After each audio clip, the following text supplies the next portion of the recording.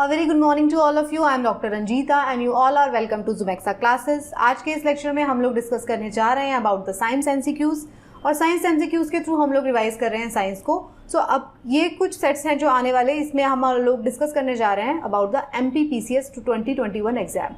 जो latest MPPCS का exam हुआ था 2021 में, उसमें पूछे गए साइंस एंड टेक्नोलॉजी के सवालों को हम यहाँ पर डिस्कस करने जा रहे हैं. So let's start.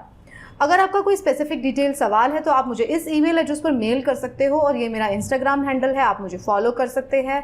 This is my Telegram channel link. इस टेलीग्राम चैनल पर आपको मेरे सभी लेक्चर्स की PDF मिल जाएंगे जिनको आप रिविजन के लिए डाउनलोड कर सकते हो. अगर आप चाहते हैं मेरे बाकी के लेक्चर सीरीज को भी देखना तो उन सब के लिंक भी आपको इसी टेलीग्राम चैनल पर मिल जाएंगे. इस सेट का पहला सवाल जो है आपकी स्क्रीन पर आपको नजर आ रहा है, उसमें आपसे पूछा जा रहा है, इसमें MPPCS जो है वो अभी भी रीजन असर्शन टाइप क्वेश्चंस को पूछता है. रीजन असर्शन जो होते थे, असर्शन एंड उसका रीजन, ये वाले क्वेश्चन जो है UPSC द्वारा भी पूछे जाते थे पहले, बट अब ऑफ लेट लाइक 3-4 साल से UPSC ने अपना पैटर्न जो है बिल्कुल चेंज कर दिया है. असर्शन और रीजन वाले क्वेश्चंस UPSC नहीं पूछता बट स्टेट PCS एग्जाम में पूछे जाते हैं. तो इसमें होता क्या है, इसमें एक स्टेटमेंट होता है विच इज कॉल्ड असर्शन और उसके बारे में एक रीजन दिया होता है. तो आपको बताना ये होता है कि स्टेटमेंट जो है क्या करेक्ट है, क्या रीजन करेक्ट है, क्या जो स्टेटमेंट दिया गया उसी का ये रीजन है. तो इसमें 3-4 ये आपका थोड़ा सा एप्टीट्यूड टेस्ट भी कर लेता है साथ साथ में. तो अब आपसे पूछा जा रहा है, 2 स्टेटमेंट है. पहला स्टेटमेंट है Punjab, Haryana, Uttar Pradesh are major wheat producing states in India. Okay, ये DI नहीं है, ये इन इंडिया है.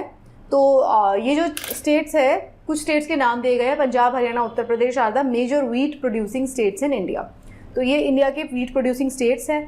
रीजन दिया गया, the well drained fertile soil, 10 to 15 degree Celsius का temperature during winter and about 75 centimetre annual average rainfall जो है, ये व्हीट प्रोडक्शन का कारण है. तो देखिए, इन स्टेट्स में व्हीट प्रोड्यूस हो रहा है.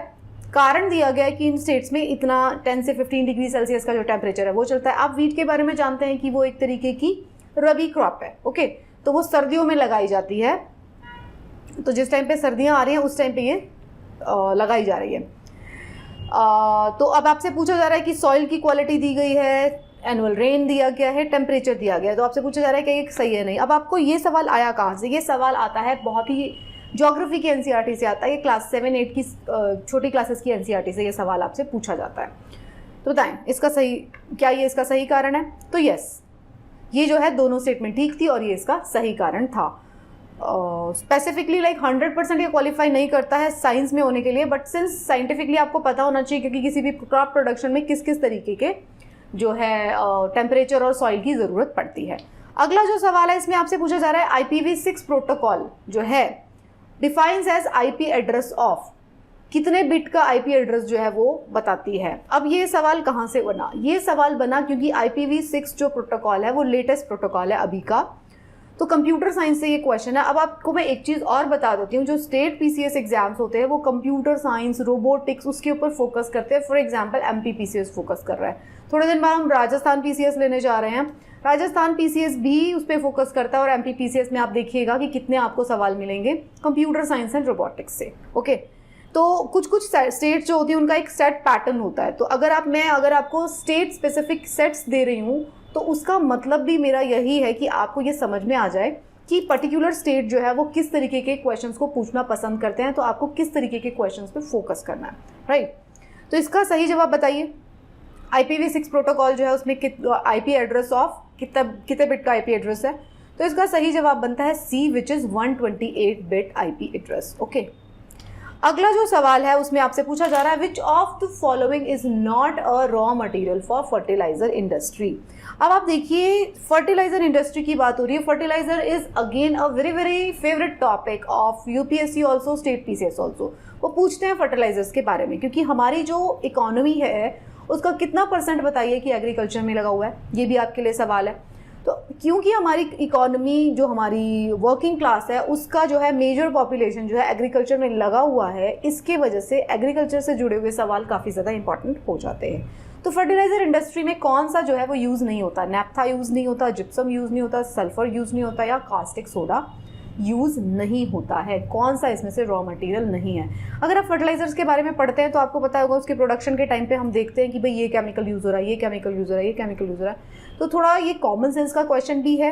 साथ में आपको फर्टिलाइजर, क्योंकि मैंने रीजन दे दिया तो फर्टिलाइजर्स के बारे में पढ़ना जरूरी है। तो कौन सा नहीं है इसमें बताइए? तो इसका सही जवाब बनता है डी, कास्टिक सोडा जो है वो यूज नहीं किया जाता, बाकी की रेस्ट ऑफ चीजें यूज होती है। अगला क्वेश्चन जो पूछा गया था MPPCS 2021 में, उसमें पूछा गया था ब्लो फिश, एक वर्ड यूज किया blow fish is a type of. अभी देखिए स्टेट PCS जो है वो इस तरीके के सवाल को देखिए बार बार पूछेंगे, घुमा घुमा के MPPCS पूछ रहा है। ये क्या है? कंप्यूटर साइंस से रिलेटेड अगेन सवाल। Blow fish is a type of symmetric encryption algorithm, hashing algorithm, digital signature algorithm, symmetric encryption, asymmetric encryption algorithm. अब इसमें मेरी तरफ से एक्सप्लेनेशन देने का कुछ है नहीं इस तरीके के सवालों में, तो अब आपको पता ही होना पड़ेगा कि ब्लोफिश क्या था। करंट में अगर यूज हुआ था तो आपको पता चलना पड़ेगा कि ये कंप्यूटर प्रोटोकॉल से रिलेटेड अगर है तो क्या चीज़ है ये। MPPCS का पेपर देख के 2021 का कम से कम आपको ये जरूर समझ में आएगा कि computer science is a major area, जो एडवांस टेक्नोलॉजी है कंप्यूटर साइंस से रिलेटेड वो जो है उस पर फोकस करता है MPPCS, ये आपको समझ में आ जाएगा। तो ब्लोफिश जो है वो क्या है? Blowfish is a type of symmetric encryption algorithm, तो ये इसका सही जवाब बनता है सिमेट्रिक एनक्रिप्शन एल्गोरिदम। ठीक है, तो इसको क्योंकि ये पूछा जा चुका सवाल है, आपको इससे लर्निंग हो रही है कि आपको इस तरीके की जो टॉपिक्स है उस पर ज़्यादा फोकस करना पड़ेगा, क्योंकि MPPCS पूछ रहा है, जो लोग भी MPPCS का एग्जाम दे रहे हैं आगे के लिए। तो सेकेंड नेक्स्ट क्वेश्चन जो पूछा गया वो है नॉन मेटालिक मिनरल्स के बारे में। ये हमारा NCERT का सवाल है सीधा सीधा। Non metallic mineral is marble, manganese, silver, lead. तो कौन सा जो है इसमें से मेटल नहीं है? हमने कहाँ से पढ़ा? ये हमने क्लास 7-8 क्लास की NCERT से, बहुत जूनियर क्लासेस की NCERT से, जब हम कॉन्सेप्ट समझने की कोशिश करते हैं मेटल क्या होते हैं और नॉन मेटल क्या होते हैं। मेटल अगर होंगे तो उनकी सर्टेन क्वालिटीज़ होंगी, नॉन मेटल होंगे तो उनके अंदर वो क्वालिटीज़ नहीं होंगी और एक्सेप्शंस भी होंगे। तो उस वाली चैप्टर को पढ़ के आप इस सवाल का जवाब दे सकते हैं, आपको पता चल जाएगा कौन सा इसमें से मेटल है, कौन सा नॉन मेटल है। तो नॉन मेटल क्या है? Marble is a non metal, तो ये इसका सही जवाब है। अगला जो सवाल है उसमें आपसे पूछा जा रहा है which organisation developed India robot name Vyommitra. Vyommitra जो है वो जो रोबोट है वो कौन सी ऑर्गेनाइजेशन जो है उसने डेवलप किया? अगेन मैंने बोला कंप्यूटर साइंस, रोबोटिक्स इनका बहुत ही ज़्यादा फेवरेट टॉपिक है MPPCS का। फिर से सवाल हो गया, 6 में से आपको 3 सवाल मिल गए। व्योममित्र जो है वो किसने बनाया? इसरो ने बनाया, CDAC ने बनाया, TIFR ने बनाया, DRDO ने बनाया? बताएं। जिसने इसको करंट अफेयर्स में पढ़ा होगा उसको ये मालूम होगा, तो इसका सही जवाब इसरो है।